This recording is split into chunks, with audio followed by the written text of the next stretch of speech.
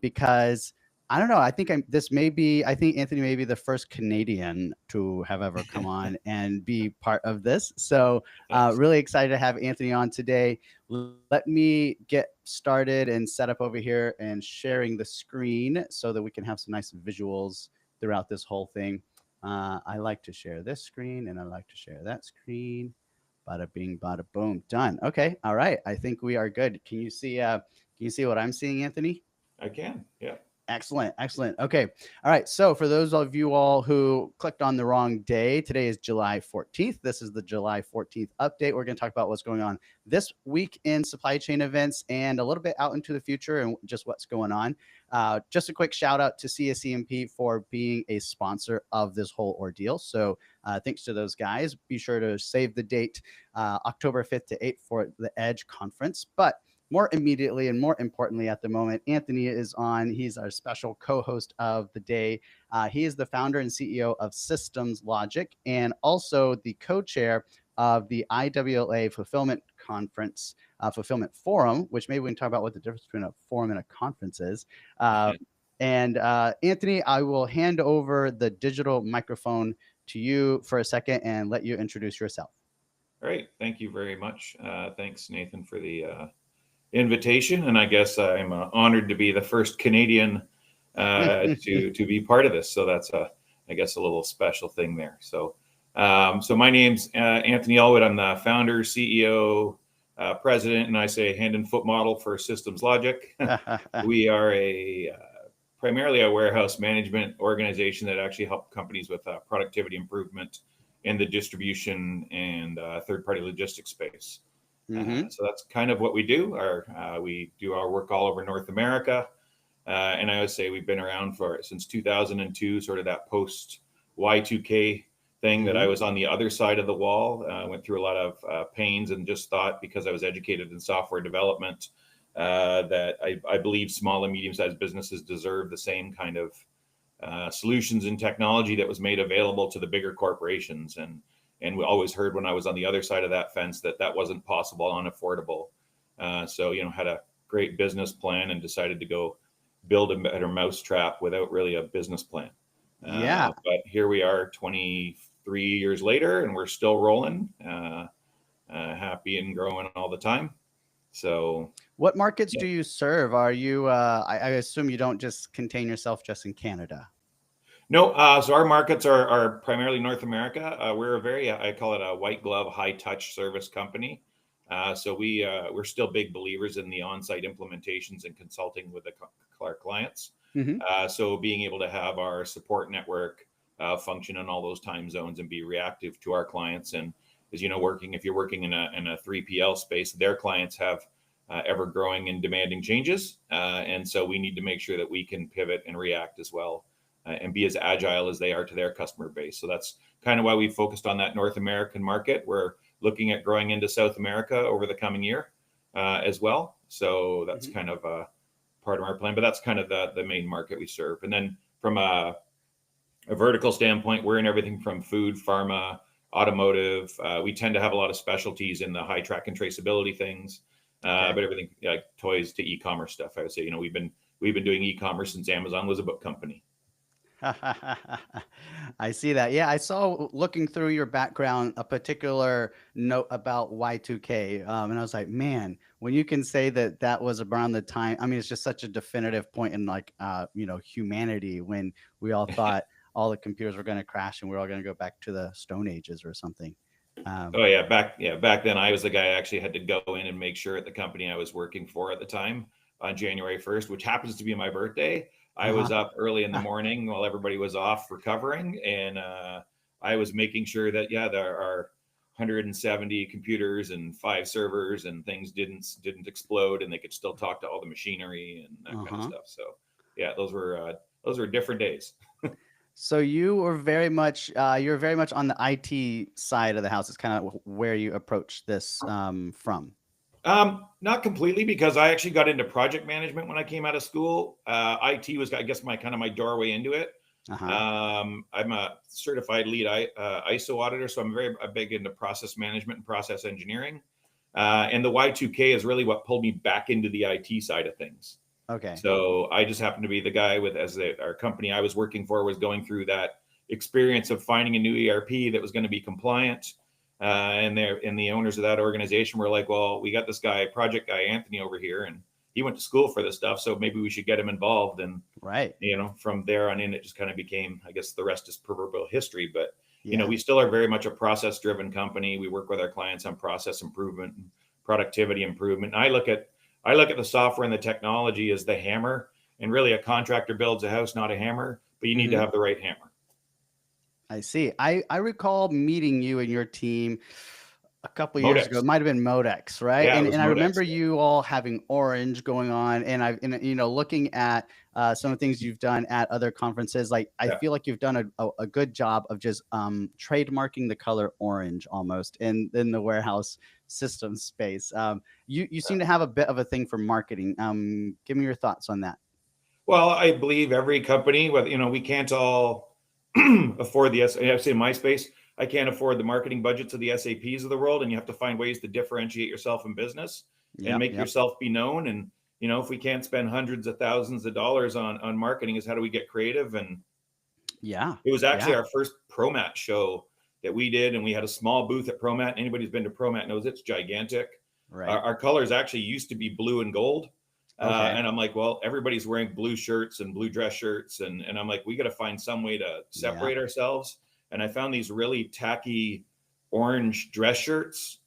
And our logo still used to be gold at that point in time, Uh-huh. the SL part of our logo. And so I had the gold logo embroidered on these orange dress shirts, and we wore them at every event that year. And I'd love to say it was really clever marketing at the time, Yeah. but Yep. everybody kept referring to us after that year as the guys in the orange shirts. Yeah. And so I kind of did this head scratcher after year and went, hey, maybe we're onto something, because orange really wasn't a color. And I was There you go. literally scouring North America to find orange clothing stuff, which, Ricky Fowler saved me a little bit. He came on the scene and wore orange. I've actually got his entire orange golf outfit. But yeah, we kind of took it over and just kind of been running with it. And orange has become popular for a while there. And I guess dropping, not quite as popular anymore, but we kind of keep hinging on it. And yeah, the best part is I can wear something orange without it even having to have our logo on it, and people get the gist of Still, who we are. yeah, right. So Yeah, you just cornered the market on orange a bit. yeah. Speaking of marketing and such, that's actually one of the reasons why I have these goofy glasses on right now, is because I'm trying out this idea of getting kind of like first hand view behind the scenes content. So these are like the Meta Ray Bans. And I don't wear glasses typically, so this is a unusual thing for me. But it's an attempt to try to approach marketing and content a slightly different way. So real quick, I'm just going to ask Meta to take a photo, so you'll hear it real quick. Check it out. Okay, hey Meta, take a photo. All right, so there's my, got it. Okay, now I'm done with the tchotchkes and things. So what's cool, what you might appreciate, is inside of here is an actual charging like device. So you like click it in, and then the case is a charger. It's nuts. So anywho, all right, let's talk for just a minute about what IWLA is, for those folks who may not be aware, and kind of like what your role and what your involvement has been like.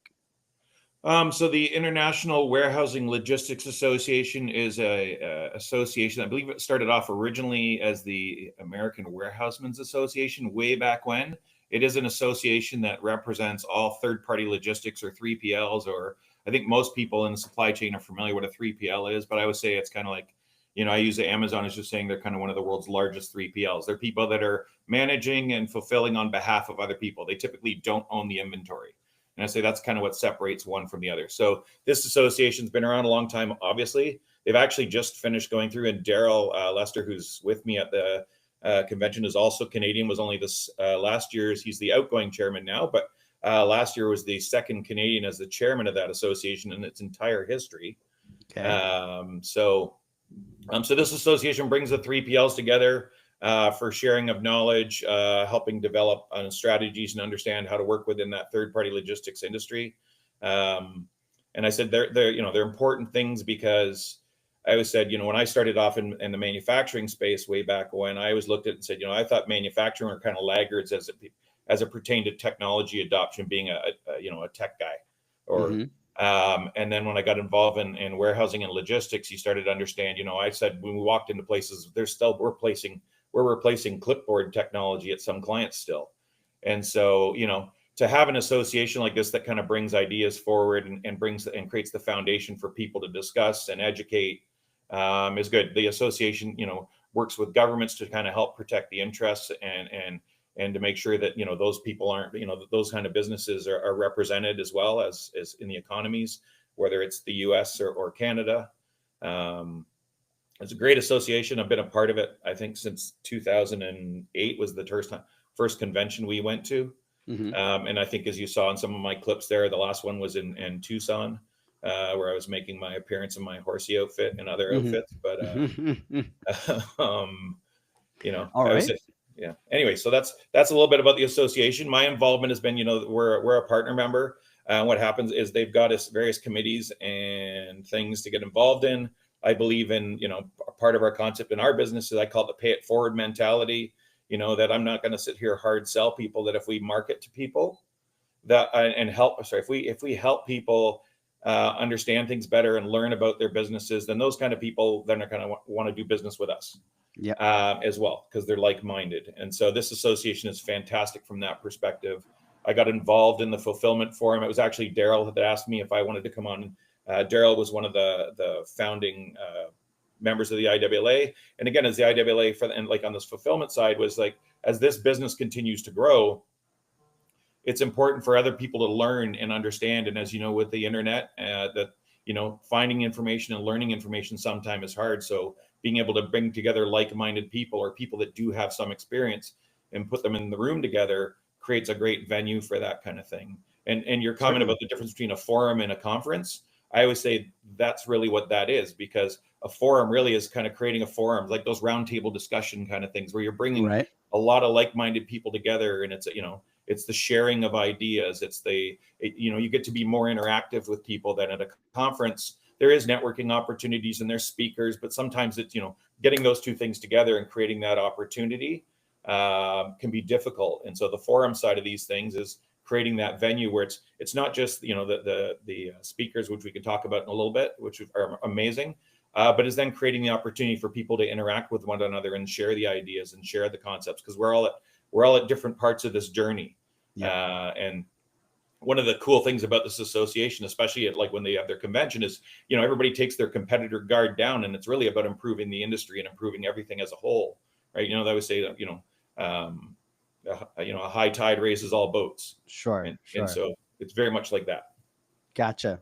So I see that y'all actually have an event going on this week here. And also what we're really here to talk about is the fulfillment forum going on about a month from now. But it seems like IWLA puts on a good number of events just within this one snapshot. We've got multiple in Ontario, Illinois, and North Carolina. So really an active organization. Yeah, and they just had 2 events last week. They had the HR and marketing forum down in Orlando. So it's all about educating their membership and growing the knowledge within the industry, and let's making us all better, and I would say moving the needle. Yep, moving it. So maybe take a second. You're the co-chair of specifically the fulfillment forum going on August 7th and 8th. And Kevin and I will be there in town. Aaron and Kara are both going to be part of this. So this is, and it looks like we've gone with like a beehive sort of theme for this event. Yeah, it was, that sort of that hive mentality. And as I said, like this forum and something is, you obviously want to, as you know, I like my themes. I like my stuff. And I always think it's good to have something to market off of. And, we talk about, being able to learn together and share together. And that just kind of triggered off this whole hive mentality and the beehive, where they all work together to one common goal. And they're all actively working together, even though there's different people with different roles. And so outside of, like I said, a conference where you do get some aspects of this, it's very much a coming together of the minds to help us all learn. And so this event is really targeted to that, and you said that, the speakers we have, Aaron L. Peter, working and discussing with, and he's on the other side of the wall. He's on that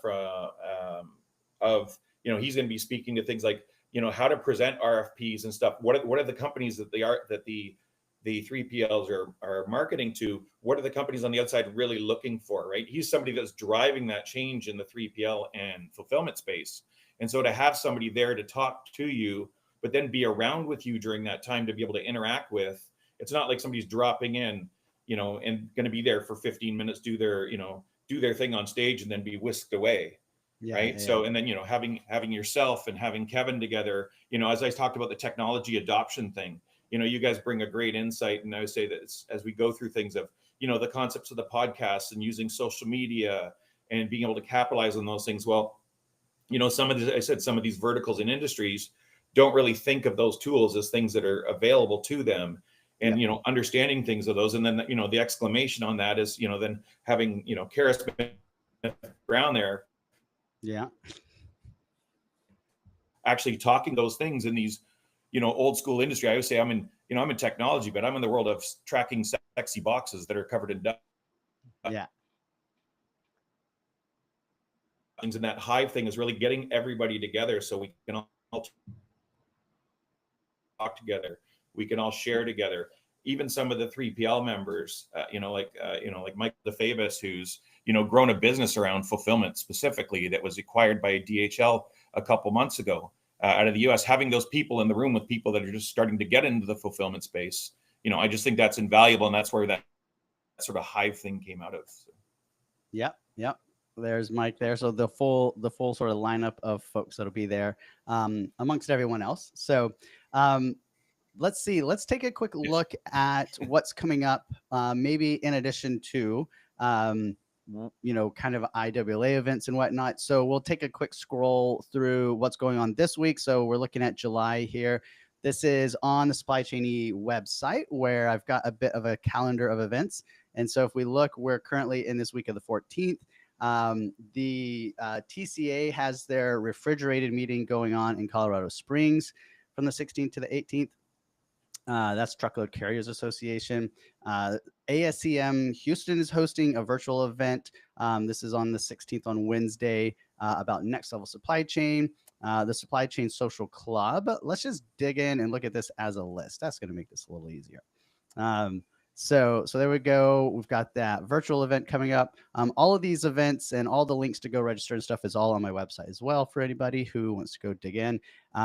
One really cool thing is this week on Thursday, the Supply Chain Social Club, which is part of the supply chain sort of network of things.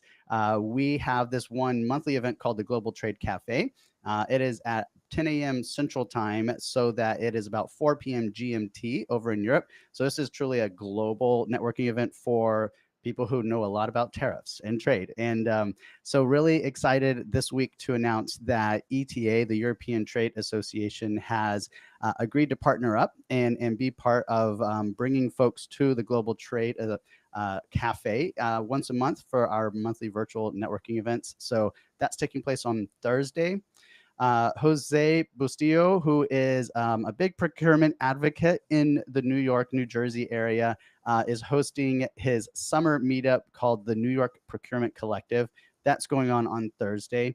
And as you can see, Thursdays are the day to do events. So CSCMP is hosting their summer networking mixer on Thursday as well.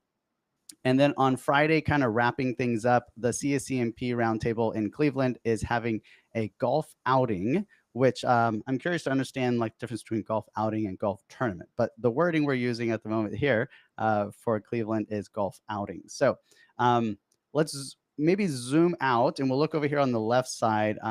We've kind of covered everything, but there's one more coming up. Oh, let's get this quiet here. So this is kind of a fun new thing that I'm going to start promoting here pretty soon, but I'm going to have the Supply Chain Social Club host a pool party on July 31st. And the invites are going to go out to all the people, all the 35 people that are contributors to the Supply Chain E-Digest newsletter, and all the 50, now it's 50 guests that have been on the Supply Chain E podcast. And then on top of those, everyone else who wants to stop by the virtual pool party. This is a YouTube video of the first event. And so this kind of shows what the layout of the venue looks like there, the digital venue. And then oh, I didn't mean to actually click on that one.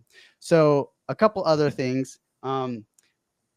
Sorry, Anthony, I've got a couple things to rattle off more still here. So a couple other invites. No, We've it's all got good. Are they serving these. virtual Mai Tais? Yes, whatever you've got in your own liquor cabinet is what is being served. Um, so this is some highlight reels from last year's DFW CSEMP pickleball tournament. So they're hosting their second one this year. And I'll be there. I'm kind of going to be providing coverage like you see in this video here. So looking forward to that. That's going to be August 4th. We've got as we already kind of talked, the IWLA Fulfillment Forum going on in Toronto. That night, actually the night before the event actually starts, we will be hosting, we being Kevin Lawton and myself, will be hosting our Warehousing After Dark live event. That's going to be on August 6th at the Duke of Cornwall pub in downtown Toronto. Have you been there before? Are you familiar with that area? Yes. Yeah. No, I have been there. So this is Okay. kind of in the financial district. So some of these are pretty neat old establishments that have been actually around quite a while. So All right. All right, cool. Well, before the whole forum gets kicked off, we're going to be hosting our Warehousing After Dark. So this will be our third one to host. We did one in Chicago at ProMat, one in New Orleans at the Work Annual Conference there. And so this is our third. So we're really excited to be working together with the IWLA a little bit to have this another opportunity for people to get together and chat. Also looking forward to the night after the first day of the fulfillment forum, because we're going to go out on a big tall ship and go out on a cruise and have some networking time as well. So really excited about that, and to be hosting another Warehousing After Dark event. Yeah, I think it's important too for at the IWLA event is it's not just open to IWLA members, so people that aren't members actually can still sign up for it and are able to attend the event.